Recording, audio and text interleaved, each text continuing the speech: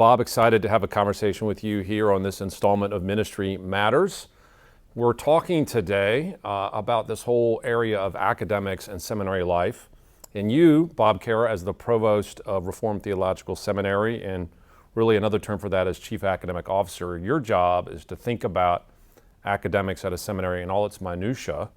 And one of the things I want to chat about as we get started is just this idea in our culture today, particularly among Christians that don't really value academics in the way we might wish they did. In fact, there even is, in some sense, a sort of suspicion of seminaries out there, like, well, don't get too heady now, because if you get too intellectual, you're going to go off the rails. Let's start with that. But where does that come from, and what would you say in response to it? Good question, Michael. This reminds me, I had a student, I'm going to say it's about 2005, 2006, and he went into the back of Christianity Today, which back in those days, one of their installments through the year, they had a special deal with all the seminary ads, a significant number of seminary ads. And this student, somewhat comically, went through every ad, and there might have been 70 of the seminaries in the United States. There's about 270 accredited. 70 were in this Christianity Today, approximately. And he looked through, what's the emphasis of each one? And a high percentage of them were, oh, we're good at academics, but we're especially concerned about your spiritual growth. And that's every seminary needs to be interested in both of those. But what he wanted to show me, he did all these stats and he showed it to me. What he wanted to point out was they don't really seem concerned about the academics. It's the, I want you, the spiritual growth thing, which of course is super important, but I'm agreeing with you. There is a push down on the importance of academics. Now, I can remember years gone by when I was dean, before I was president, he used to always give the academic dean speech to all the new students coming in. And I always got the impression they were like, well, why isn't there like a practical dean? You know, why is there just an academic dean? You know, why is it, why are seminary students so eggheadish?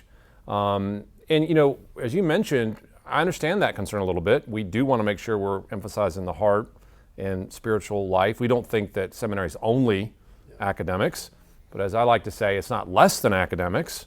It's that plus more, but you at least have to have the that to have the more. You've got to have a foundation of good thinking.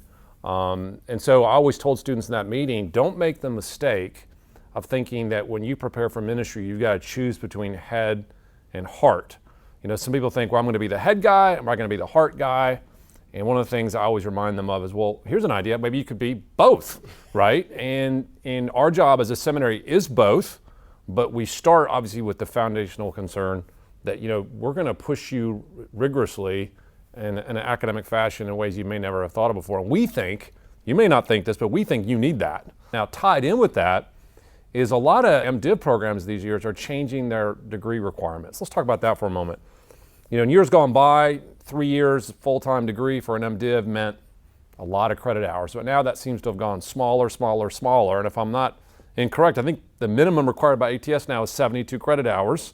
What do you make of that trend? Is that a good thing, bad thing? Should we be worried about that? We should be worried about it, but not at RTS. Okay. In one sense, a little more historically, in the more liberal schools, what we're changing in MDivs was they first got rid of languages. Because if you don't take the Bible that seriously, why are we going to spend time on Greek and Hebrew? Then they got rid of more church history, and they just started adding pastoral theology or more practical courses, lots of electives.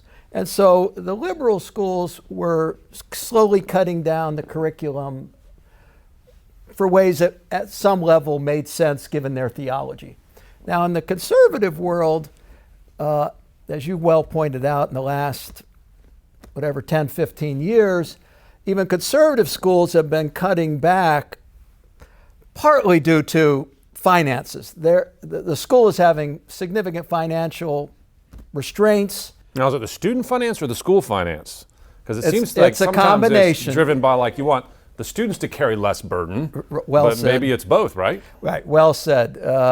Many schools are run by the combination of money that the donors give and the tuition, and you're trying to not put everything on the back of the student.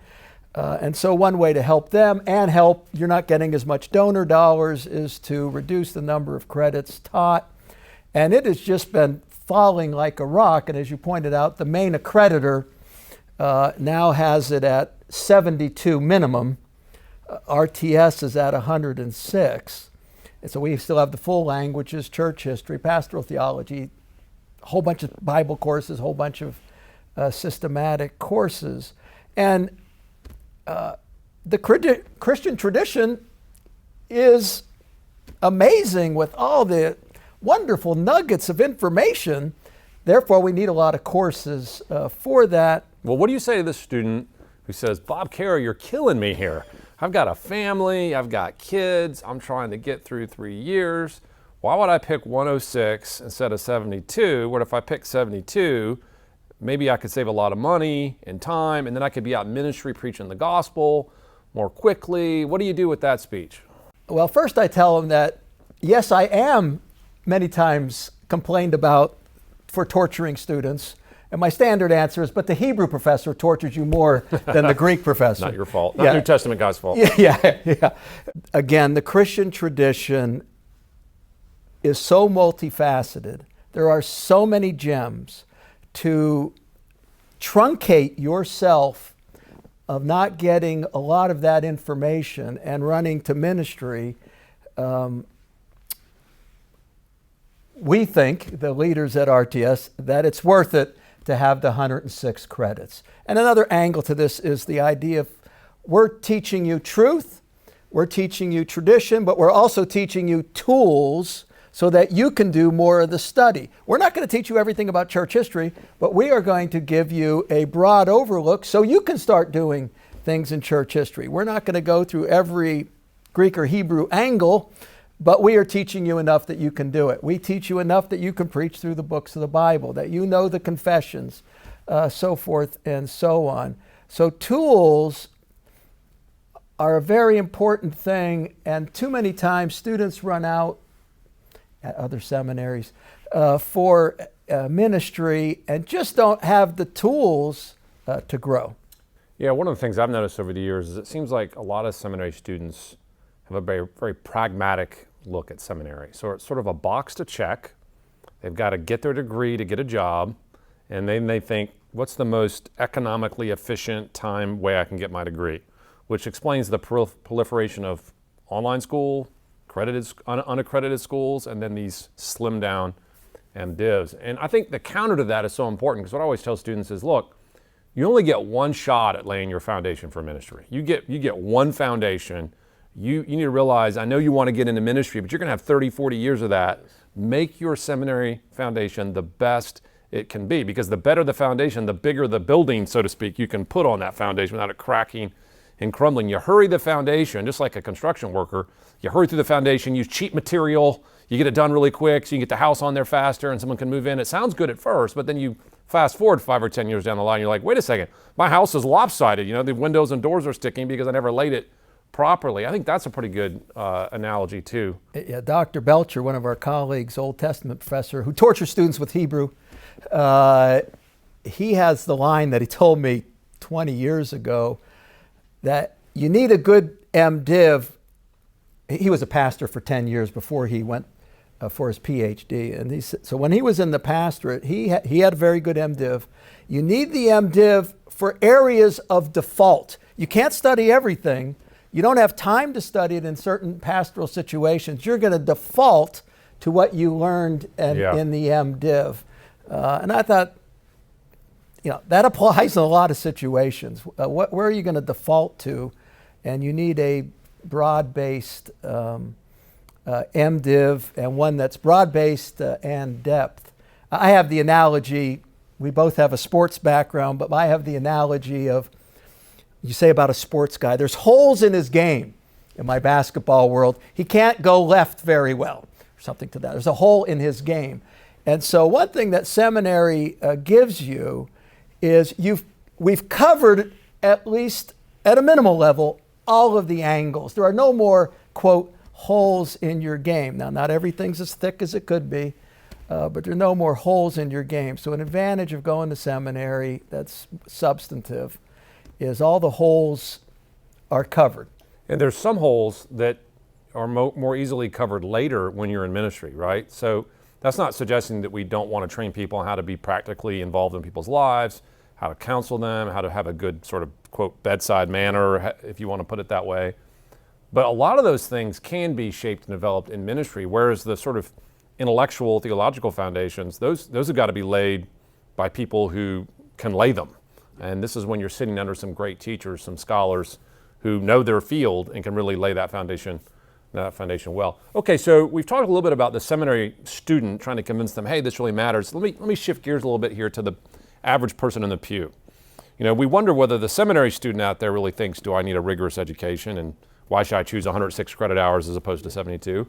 But I wonder also if there's many parishioners, if we can use that term, who think that. One of the things I've picked up on in recent years, I want to hear your thoughts on this, is it seems like a lot of churches now don't really think they need trained pastors, you know?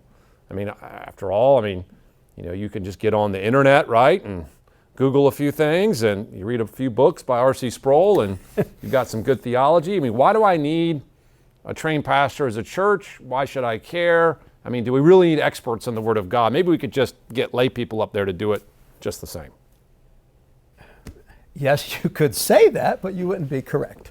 Back to the tools thing. It's many things a pastor does, but at the center of his circle is ministering the Word of God and prayer, but ministering the Word of God. And for him to minister the Word of God, he needs to be an expert in the Bible and things related to the Bible. And when he's on this part of the Bible, he needs to know what's in these other parts of the Bible. So he needs a good systematic theology, putting the whole Bible together. Sometimes texts, it does matter very importantly about little technical Greek or Hebrew angles. Now, he may not bring all that out in the sermon, but he'll say, oh, I'm not going to press that point because I know the Greek is a little ambiguous there, even though the English translation has to say something. So we need experts in the Bible in our pulpits. The person in the pew isn't always picking up the level of expertise of the pastor as he's hearing the sermon. But I can tell when I listen to a well-trained graduate of ours, he knows what he's doing by what he does say and what he doesn't say in the pulpit. You know, one of the things I remember Rick Canada saying, and you would remember this too, he used to say, well, okay, so you don't think you need a trained pastor, maybe they just could watch a few videos online and they'd be fine. But would you say that for a medical doctor? You know, if I went to a doctor and the doctor didn't have a degree on the wall, I'm like, well, what? You don't have a degree? He's like, well, you know, you don't really need degrees these days. I watched a few YouTube videos and I think I got it. You'd be like, whoa, slow down. You know, you need to be an expert. And this reminds me actually of a book that you and I have talked about before by a scholar by the name of Tom Nichols. Came out a number of years ago called The Death of Expertise. He's not a Christian that I know of, at least. It's not a Christian book. But he highlights a trend in our culture today that I think affects us as seminaries. And that trend is, and the way the book lays this out, is basically now with access to information that's unprecedented through the internet, through modern technology, everybody thinks they're an expert. They think, hey, I don't need experts. I can go figure it out myself. You know, why do I need to look at a financial advisor for how to invest stocks? I don't need that. I can just go watch CNBC. I don't need a doctor. I can go to WebMD and diagnose my own disease. That also affects the way people view theologians. What are your thoughts on that? Yeah, you can learn about, you have a technical question about the Westminster Standards, the Westminster Confession. You can go online and read some reasonable people that they may help you. But as a general statement, again, this is back to the holes in the game. There's going to be areas you're just not aware of. You don't even know what you don't know. Right, you don't know what you don't know. And the idea of seminary, at least minimally, something's very deep, but minimally covering the whole sports situation. You can go left, you can go right, is very useful. And again, your pastor, as he's interacting with you, as he's preaching, as he's thinking about programs at the church is trying to broadly cover things, and he's aware of these things. And he is an actual expert, especially interpreting the Bible, and he has many well-trained pastoral skills also. One of the jokes I always make with my students, especially first-year students, is I always tell them, you know the most now than you'll ever know again. And they'll look at me like, what are you talking about? Aren't I going to learn a ton of things? I'm like, I mean, like existentially, you think you know the most now, and when you graduate from seminary, even though you will have learned a ton, you're actually going to, in a personal sense, think you know a lot less, because you don't yet know what you don't know. And one of the things I've always discovered with seminary students is they're amazed at how many debates are out there they've never heard of, how many issues are on the table they've never been exposed to. And so the more they know they don't know, they realize, wow, I got a lot of work to do. And then even when you learn a lot, you still learn about more things you don't know. So my joke is the more you know, the less you know. And that's the sort of interesting payoff of being a trained scholar in the Word of God, is actually you gain a ton of knowledge, obviously, but you should also gain a ton of humility, because the more knowledge you have, the more you realize there's so much more I don't know, and that ought to give us a wonderful perspective of humility before God and before others too. Yeah. Let me ask you this question, since you're the provost, Bob, and obviously you know this as well as anyone. We've assembled an amazing faculty here at RTS. Let's talk about that faculty for a moment. We've been talking about academics and scholarship and how much we value people who are experts in their fields, and I think, and I know you would agree, we've got a great team at RTS across all our campuses, all 8 residential campuses. Say a word about our faculty. What do they do well? What do you love about them? And why is it special what RTS has gathered together? Well, in the providence of God, we now have 49 technical term voting professors. We have a lot of adjuncts, other things we call lecturers, other people.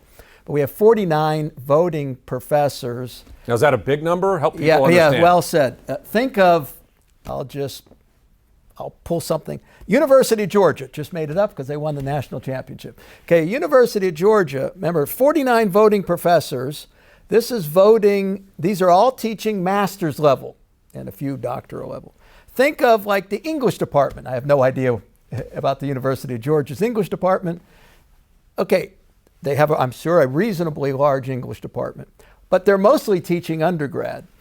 I assume they don't have 49 professors that only teach masters and above. And if you look at the religion department, it's going to be even smaller. Yes. Which would be the real parallel there. Yes, yeah. Would be the real parallel. 49 teaching masters and above is a very large department, brain power. And in the Reformed evangelical English-speaking world, there's no larger faculty. Isn't that correct? Correct. Some of our sister seminaries have good faculties, but as far as numbers go, we're very large. We're the largest, as I know. So 49 faculty. We have the advantage that many people in their PhD programs, they want to teach for RTS, so it's almost like I have many options as we're choosing professors. One of the questions Dr. Duncan and I will ask, in addition to all the technical ones, we care about academics. We have lots of academic people with academic skills and writing abilities, but we do ask, do you love the church? Sometimes we don't ask it as directly as that. We kind of smoke them out a little bit. We'll ask various ways and look at their CVs. In what ways do you love the church? Because we don't want them to be scholars for scholars' sake. Even though you and I are interested in academics, it can't be just we're hiring you for academics' sake. It's got to be academics to aid the church. Right. And that can be academics to aid the church in a lot of technical stuff. It can be academics to aid the church in popular level items. And one thing I like about our faculty and the way our faculty manual, to use a technical term, is written is that all our professors have to publish, but they can publish both at the technical level, super technical, sort of PhD guy talking to PhD guy, or they can do PhD guy for a seminary textbook, or PhD guy trying to write for a popular audience. You mentioned R.C. Sproul. He did a great job at that. We have several professors doing that. So we want academic guys, but they can interact at those three different levels. PhD to PhD, PhD to seminary book, PhD to popular level. Yeah, you really see this actually in not only the publishing, but the way our professors interact with academic conferences and popular level conferences. So I love the diversity there. Some faculty members are going to be at high level academic conferences, not necessarily even evangelical, giving papers, pretty impressive stuff. Others probably are going to be, at mixed conferences with both evangelicals, non-evangelicals there. And then some are going to be more on the popular level, sort of speaker circuit, so to speak. But all those have a place at RTS, I think, to show the sort of well-rounded nature of our faculty. And that doesn't mean that academic guys don't care about practicals, doesn't mean our practical guys don't care about academics, but I love the diversity in our faculty. Now, if someone were to ask you, what sort of things is the RTS faculty known for academically? Do you have any thoughts on what would be sort of the standout strengths of our group? Well, Bible. We got a whole ton of Bible, 20-some Bible professors, and so we're writing in all different... We care about the Bible at RTS, yeah, right? It's hard to believe. Yeah. So that's a strength. I might say that systematics is a strength because some of our sister seminaries, at least in the past, probably no longer true, but we're downplaying a little bit traditional systematic theology. And because they were downplaying it relatively to them, this was a strength. Also, part of systematics is confessions and the Westminster Standards. And we've made that a real strength, the Westminster Standards. We used to do conferences on Westminster Standards. We're now behind the scenes working on a book that'll be by multiple faculty, multi-authored on Westminster Standards.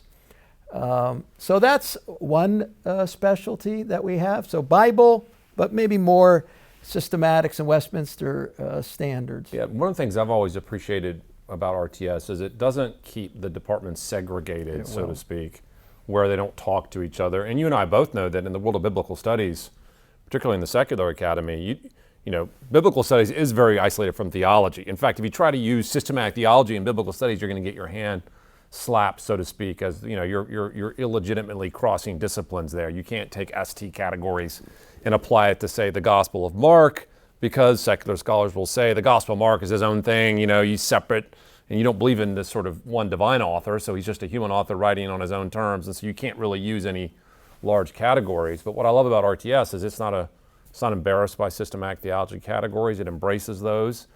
It realizes that, yes, systematic theology categories are subject to being corrected by the Word, but then at the same time, the systematic categories give us a grid through which to understand and rightly interpret the Word.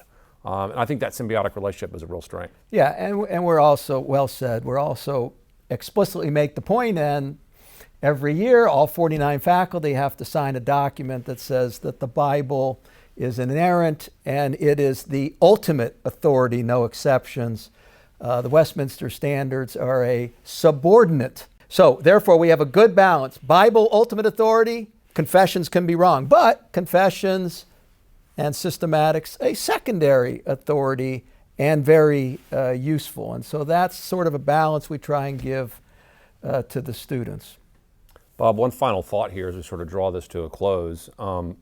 We're talking earlier about the size of our MDiv being 106 credit hours. It's a big MDiv, it's robust, so much so that doing it full-time for the 3-year block is tough to pull off. And some students just decide to go in 4 years because it's so hard to do in 3.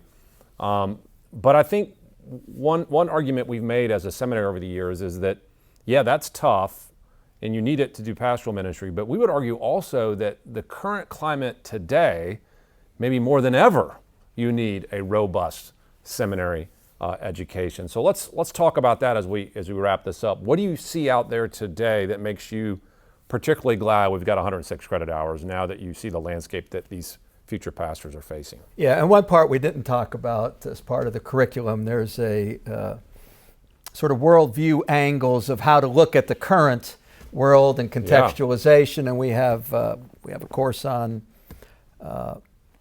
Muslim religion and trying to look at it from a Christian perspective. We have another just general Christ Culture and Contextualization course. So those are two useful courses for students. But there's a sense of more information, they got to be more experts. They got to be aware of more issues. Yeah, they just didn't have the plethora of issues available to Right. them 20, 30 years ago. Right. And there's just more things on the table. Yeah, there's,